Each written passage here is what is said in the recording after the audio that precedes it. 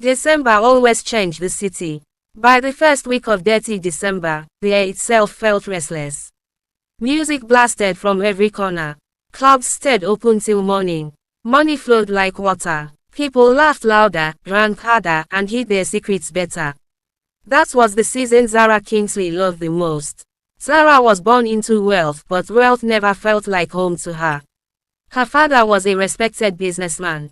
Her mother moved among powerful women, charity boards, and political circles. Their house was always quiet, always clean, always controlled. Her siblings fit perfectly into that world. Her elder brother was a lawyer. Calm, disciplined, married early. Her sister was a medical doctor. Soft-spoken, responsible. Her younger brother worked in finance, already earning more money than most men twice his age. And then there was Zara, the family's black sheep. While everyone else wore suits and spoke carefully, Zara moved with music in her body. From childhood, she danced everywhere, in the living room, in the kitchen, even during family gatherings. Her parents called it childish. When she grew older, they called it embarrassing. When Zara refused a corporate career and chose to dance professionally, they called it shameful. "You are disgracing this family," her father once said. Zara did not argue. She packed her bags and left. She started dancing in clubs, but not the way people whispered. She didn't sleep with clients. She didn't drink herself into stupor. She didn't do drugs. She didn't sell her body. She danced. That was it. And she was good. Very good. By the time she turned 26, Zara was one of the most requested dancers in the city. Club owners trusted her. Security respected her. She had strict rules, no touching, no private hotel rooms, no after-hours nonsense. If a client crossed the line, she walked away. That reputation protected her, or so she thought. Her closest friend was Lola. They met in secondary school, when Zara first got in trouble for dancing during morning assembly. Lola was the only one who laughed instead of judging.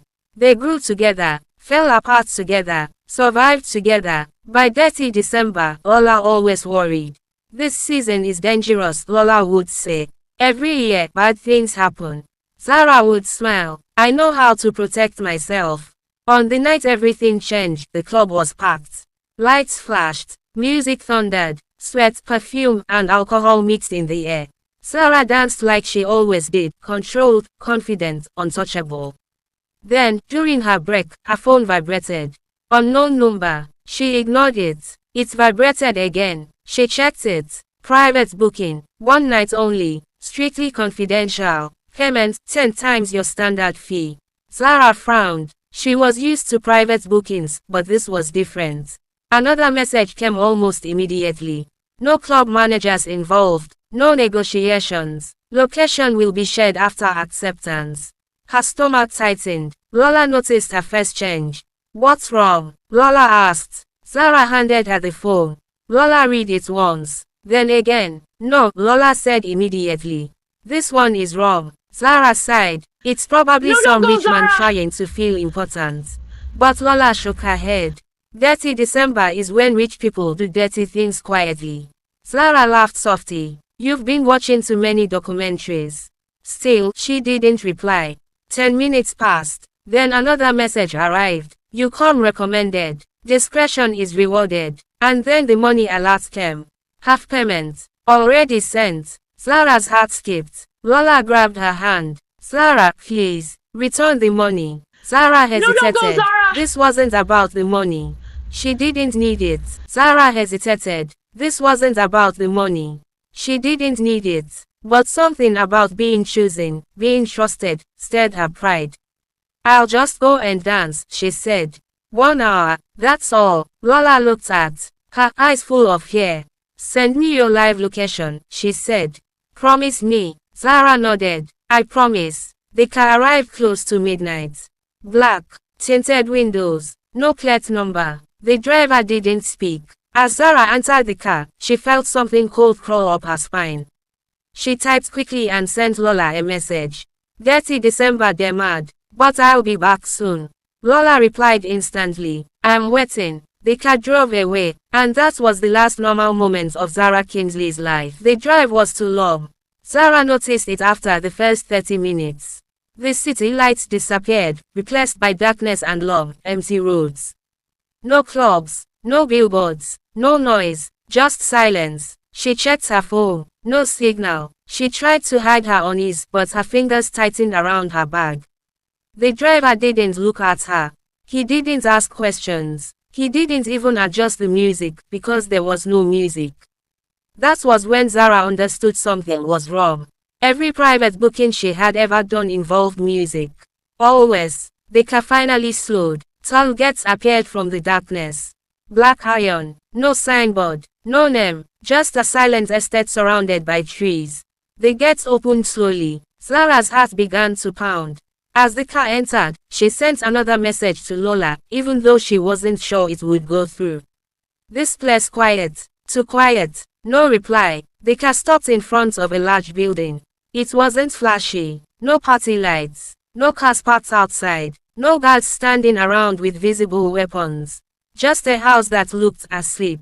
A man opened the door for her. "Leave your phone," he said calmly. Zara hesitated. "Club policy," she replied automatically. "I keep my phone." The man smiled slightly, but it didn't reach his eyes. "This is not a club." Another man appeared behind her. And another. Zara swallowed. Slowly, she handed over her phone. The door closed behind her. Inside, the house felt wrong. The floors were spotless but cold. The walls were bare, except for abstract paintings that made her uncomfortable without knowing why. The air smelled of disinfectant, not perfume. No laughter, no music, no sound of a party. She was led through long corridors. Her heels echoed loudly, as if the house wanted her to hear every step she took. Finally, they stopped at a large door. "Wait here," one of the men said. Zara adjusted her breathing. This was still a job, she told herself. Just strange clients. The door opened, and everything changed. Inside the room, there were no couches arranged for entertainment. There was no stage. Instead, there were screens.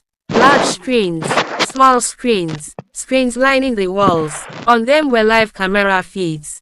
Different locations, different rooms, different women. Some were dancing, some were crying, some looked lost. Zara froze. Her body reacted before her mind could catch up. She stepped back. One of the men in the room turned slowly and looked directly at her. "You're early," he said. Zara's voice shook. "This is not what I was booked for." The man smiled again. "No," he replied. "But you are exactly who we booked." Her chest tightened. "I want to leave," she said. The room fell silent. Another man stood up. "You shouldn't have seen that," he said calmly. Zara turned to run. The door slammed shut. They didn't shout. They didn't threaten her. That frightened her more than violence ever could. Her bag was taken. Her jewelry removed. Her shoes collected. They escorted her into a small room with no windows. A mattress on the floor. A toilet in the corner. A camera mounted above the door. "Please," Zara said, her voice breaking. "I won't tell anyone." One of the men paused. "We know," he said. That was the moment Zara understood. They didn't care what she knew.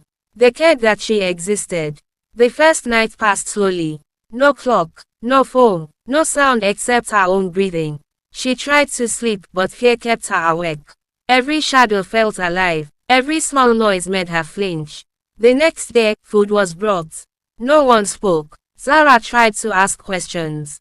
They ignored her. There's blood together. She wasn't beaten. She wasn't touched. She wasn't questioned. She was simply held.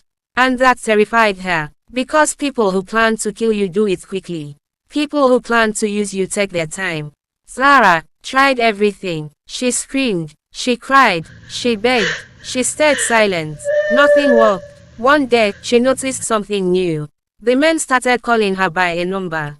Not her name. A number. That night, she broke. She curled up on the mattress and sobbed until her chest hurt. She thought of her family. Her father's disappointment. Her mother's silence. Her siblings' judgment. She thought of Lola, waiting, calling, panicking. Guilt crushed her. Meanwhile, Lola was losing her mind. Zara had not replied since the message about the quiet place. Her phone went straight to voicemail. Lola tried the live location.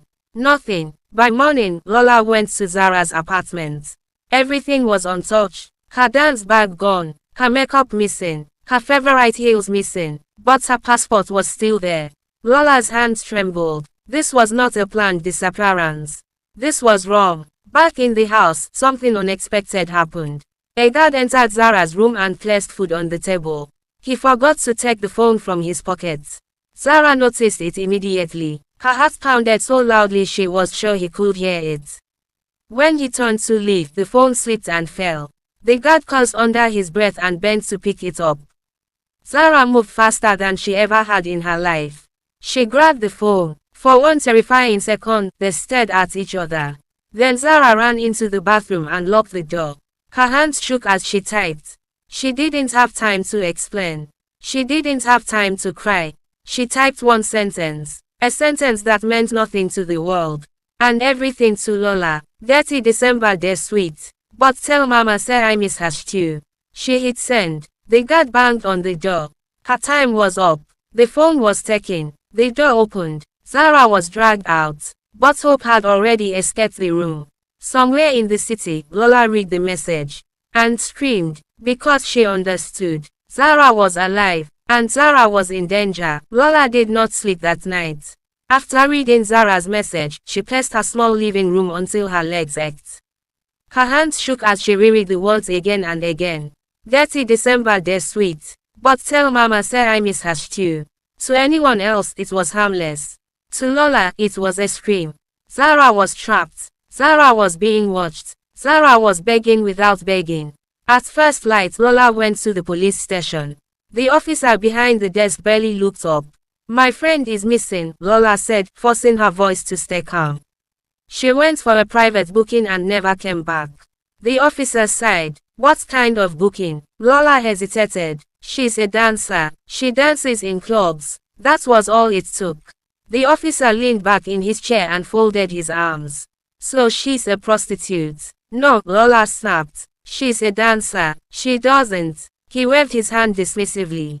You girls like trouble. December comes, you follow men, then you disappear and expect police to start chasing sugar daddies for you. Lola's eyes burned. She didn't run away. She was taken. The officer laughed softly. Madam, go home. She will come back when the money finishes. Another officer joined in. Or maybe she found a better client and forgot you. They didn't open a file. They didn't ask for Zara's photo. They didn't record a statement. They sent Lola away like she was nothing. Lola left the station shaking. Not from fear, from rage. She sat in her car and cried until her chest hurt. Then she wiped her face. And made a decision. If the police would not help, she would find Zara herself. She went straight to Zara's family house. It had been years since she stepped into that compound. The guards looked suspicious, but once she mentioned Zara's name, everything changed. Zara's mother came out first. Calm, composed, perfect. Lola, she said, why are you here? Lola swallowed hard. Zara is missing. Silence. Her father came out slowly. What nonsense is this? He asked. Zara is an adult. She hasn't answered her phone in days, Lola said. She sent me a message. A coded one. Her siblings gathered. Disapproval, judgment, annoyance. She probably ran off again, her brother said. She always embarrasses us, her sister added. Lola snapped. She is not a prostitute. She was taken. That word, taken, shifted something. Zara's mother's face tightened. Show me the message. Lola handed over the phone. Her mother read it once. Then again. Her hands trembled. Because she knew. That night the house that was always quiet exploded into chaos. Calls were made. Drivers were sent out. Private investigators were contacted. Money started moving. Meanwhile, Zara was being punished. After the message, the men changed. They didn't touch her, but they took everything else. They removed the mattress. They kept the lights on all night. They played music loudly outside her room, music she could not see, only hear. They wanted to break her mind. She lost track of days. Her body weakened. Her thoughts slowed. Sometimes she wondered if she had imagined the outside world. Sometimes she whispered Lola's name just to hear a human voice. Lola followed every lead. Most of them were lies. One location led to an empty warehouse. Another led to a rented apartment cleared out days earlier. One investigator disappeared after getting too close. Then the threat started. Anonymous calls. Stop asking questions. Forget your friend. You are risking your life. Lola's car was followed twice. Once, someone smashed her side mirror and left a note.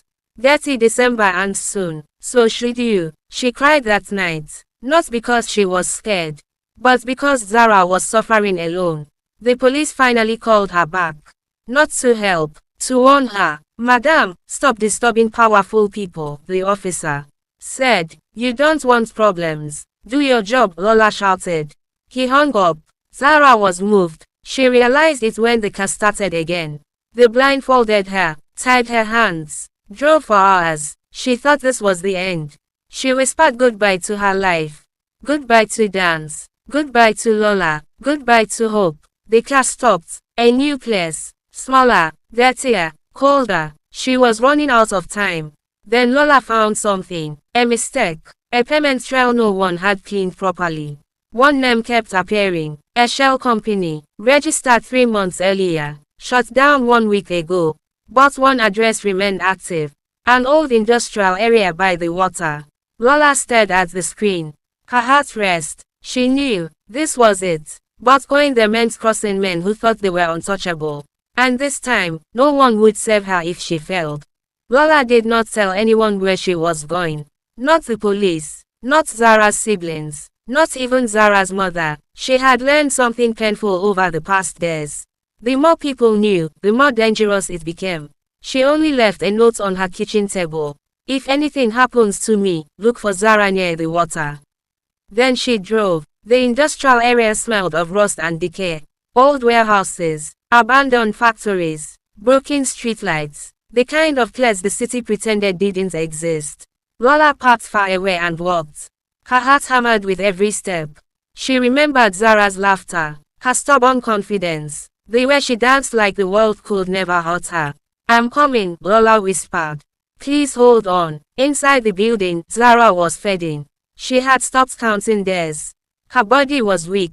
Her lips were cracked. Her thoughts came slowly, like they were moving through mud. The men argued outside her room that night. She heard raised voices. She's becoming a problem. She already sent something. We should move her again. Fear shot through her. Move her meant lose her. She forced herself to stay awake. If this was the last night, she wanted to be conscious. Lola found the back entrance by accident. A broken lock. A door slightly open. Her chest tightened. Either this was luck, or a trap. She crept inside. The building was darker than she expected. Only emergency lights glowed faintly. Her phone shook in her hand as she recorded everything. Walls, hallways, doors. Proof. In case she didn't make it out. She heard voices. Men laughing, drinking, too relaxed. That gave her hope. Then she heard a sound that nearly broke her. A soft sob. Lola froze. Zara, she whispered. The sob stopped. Then came a whisper so weak it almost disappeared. Lola. Lola covered her mouth to stop herself from crying out. She found the door. Locked. Heavy. She pulled. Nothing. She searched frantically. No key. No handle. Footsteps approached. Lola ran. She hid behind crates as two men passed. She should be gone before morning. Yes. No mistakes this time. Lola's stomach dropped. She didn't have time. She did the only thing left. She called Zara's mother. In the middle of the night, powerful phones started ringing. Zara's father contacted people he hadn't spoken to in years. Old favors were called in. Dangerous ones. Evidence was sent. Videos, locations, audio. By morning, this was no longer just about a dancer. It was about exposure. And powerful men fear only one thing. Being seen. The police arrived. Not the local ones. A special unit. Sirens cut through the silence. The men panicked. Inside, Zara heard shouting. Gun cocking. Doors slamming. Her heart raced. Then footsteps. Fast. Heavy. The door burst open. Lights flooded the room. Zara raised her hands instinctively, sobbing. I didn't see anything, she cried. Please. A woman's voice cut through the chaos. Zara Kingsley. Zara blinked. Yes. You're safe now. Her body gave up. She collapsed. Outside, Lola watched as Zara was carried out on a stretcher. Thin, pale, alive, Lola dropped to her knees. She had made it. But the fight was not over. The men were arrested. Some resisted. Some escaped. Some names never made the news. But the evidence was too much. And Zara decided something important while lying in the hospital bed. She would not disappear quietly. Zara woke up to silence. Not the frightening silence of captivity. Not the cold, watching silence of cameras. This silence was soft. Hospital silence. The steady sound of machines. The faint smell of disinfectant. White walls. Clean sheets. For a moment, she thought she was still dreaming. Then she turned her head and saw Lola. Lola was asleep on the chair beside her bed. Her eyes were swollen. Her clothes were wrinkled. Her hair was messy. Zara's throat tightened. She tried to speak. Nothing came out. Tears rolled down her face instead. Lola stared. When she saw Zara's eyes open, she froze. Then she cried out, "Zara!" She grabbed her hand carefully, like she was afraid Zara would disappear again. "You're here," Lola whispered. "You're really here." Zara nodded slowly. Alive, but broken. The doctors said Zara was physically fine. No broken bones. No internal injuries. But they watched her carefully. She flinched at sudden sounds. She panicked when doors closed. She woke up screaming at night. Trauma doesn't show on X-rays. Zara's family came. Her mother cried openly for the first time in years. Her father stood quietly at the foot of the bed, guilt heavy in his eyes. Her siblings avoided her gaze at first. Then her sister broke down. "I'm sorry," she whispered. "We judge you." Zara listened, but she was tired. Forgiveness would come later. The police came next. Not the officers who laughed at Lola. Different ones. Senior officers. They spoke softly, respectfully. They apologized. "We made assumptions," one of them said. "We were wrong." Zara stared at him. "You thought I deserved it," she said quietly. The room went silent. The officer looked down. For days, Zara said nothing. She barely ate. She barely slept. The men who took her were being questioned. Some names were missing. Some faces were blurred. Zara understood. Power doesn't disappear easily. But then Lola asked her one question. "If you don't speak, how many more girls will go missing next Detty December?" That night, Zara decided. She gave her statement. Slowly, painfully, she described the house without music. The screens, the numbers instead of names. The silence meant to erase her. She shook, she cried, she stopped and continued again. The room listened. This time, they listened. The story leaked. Then it exploded. News headlines, social media, public outrage, private Detty December ring exposed. Elite men linked to missing dancers. Clubs shut down temporarily. Investigations spread across borders. Names fell. Some men lost their jobs. Some fled the country. Some paid heavy prices quietly. December was never the same. Zara was afraid to go outside at first. Cameras scared her. Crowds terrified her. But she refused to hide. She appeared once. Not dancing. Speaking. She stood on a stage with shaking hands and said, "I was not careless. I was not selling my body. I was a dancer. And I deserved to come home." The room stood. Applause thundered. Recovery was slow. Zara went to therapy. She learned how to breathe again. How to sleep with the lights off. How to trust silence. Some days were bad. Some nights were worse. But she healed. Months later, Detty December returned. The city was loud again. But something had changed. Zara opened a dance studio. A safe one. Rules. Protection. Community. Lola was always there. Watching. Protecting. One evening, Zara danced again. Not for money. Not for clients. For herself. As the music played, she smiled through tears. She had been taken. But she had returned. And she had spoken. Final words. Every Detty December has two sides. The lights. And the shadows. This is the story of a girl who walked into the shadows. And came back holding the light. The end.